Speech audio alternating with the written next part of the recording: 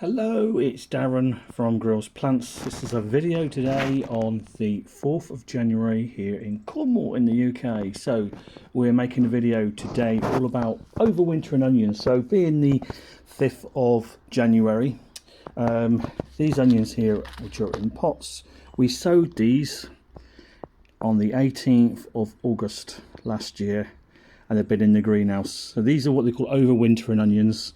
So this is onions which have been grown from seed, so not grown from sets. So they are now, as you can see, quite established as an onion, so they need their own little space now. So today being, as I said, 5th of January, we're going to repot these today into individual cells, and we'll show you best way to do it. So first you need a cell plant tray, something like this. You need to fill it with compost. So when you filled it with compost, what we're going to do is go around and just tap each cell down, just to make sure it's a tiny bit compact but not over compact. With your compost, what we would suggest is add a bit of grit, a bit of horticulture grit, a bit of building grit, just to aid drainage. So we've tipped them out of our pot, and then we've just loosened them up so we can get at them a little bit easier. So what we can do is take one out individually at a time.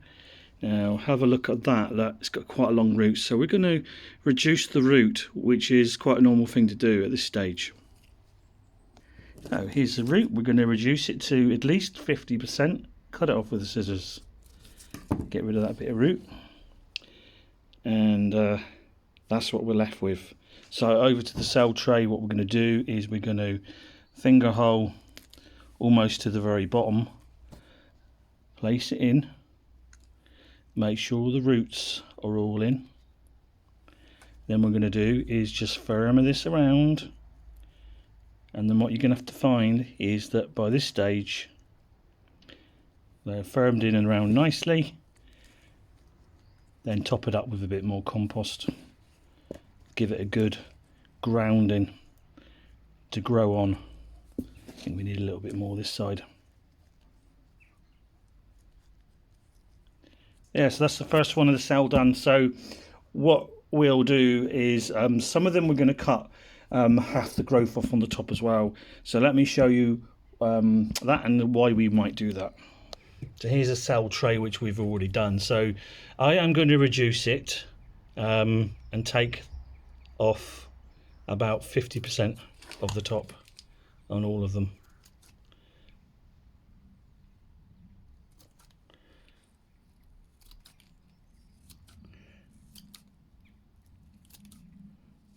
So why do we do this? This is going to encourage stronger growth on the top of the onion. It's something that we haven't actually done before. So you can see, cut that to there, and the ones at the back, that's how big they were before.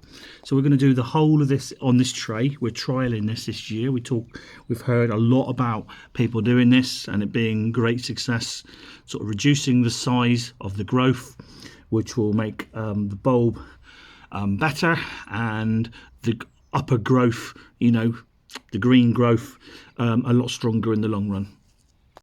There you go, that tray done. So we've got a lot to do. We've probably got way over 100 of these onions to do. The reason why we overwinter onions, there's only certain varieties which you can do this with, so you need to do a bit of research into that. There's a Japanese onion which is very good for doing this, and there's also Augusta, which is what we are growing here.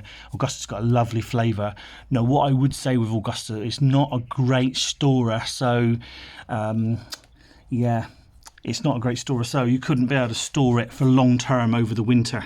That's the downside of these onions, but it's going to give you onions sort of maybe earlier in the season, maybe 3-4 weeks earlier than if you were buying sets. So these will go back into the greenhouse today. Ours is a heated greenhouse, as in we put the heating on at night and it regulates the temperature to make sure we've set a temperature sort of 11 degrees, so we don't want it to drop below that. You can actually grow things in the greenhouse without having a greenhouse heater. For me, we've just recently in the last couple of years had a greenhouse heater, and it's helped a little bit, so you know we're quite happy with that. And even if you did have a greenhouse heater, you can just set it to 7 degrees and everything will stay alive anyway. So we'll be keeping an eye on these, not over watering them, because obviously, you know, we're in a colder time of year here in the UK in January, February.